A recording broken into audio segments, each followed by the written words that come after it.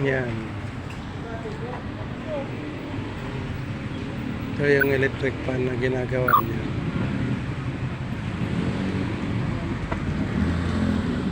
Ito yung mga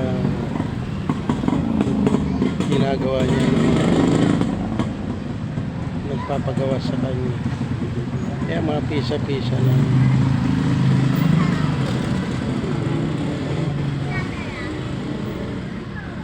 Sana matulungan niyo po siya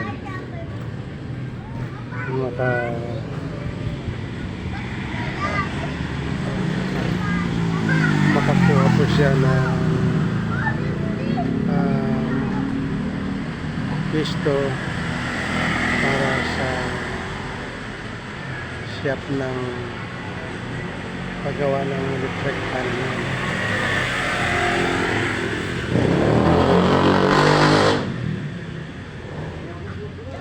Yan siya. Kailangan lang niya ng puhunan ng pera para magkaroon po siya ng shop. Wala kasing pera para magkaroon po siya ng shop. Kahit po inuupahan lang.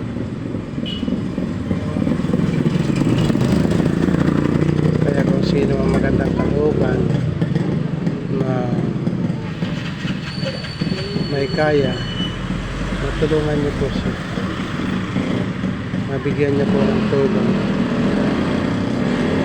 financial para magkaroon po siya ng kasi yung pisto niya dito lang sa tabi ng kalsada. Ngayon kung magkakaroon po siya ng shop, maganda kasi pupunta doon yung mga magpapagawa sa kanya. Kaya maraming salamat sa inyo na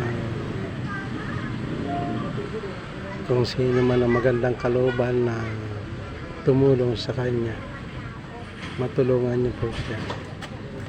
Kaya dito na lang ang vlog ko. Maraming salamat sa inyo.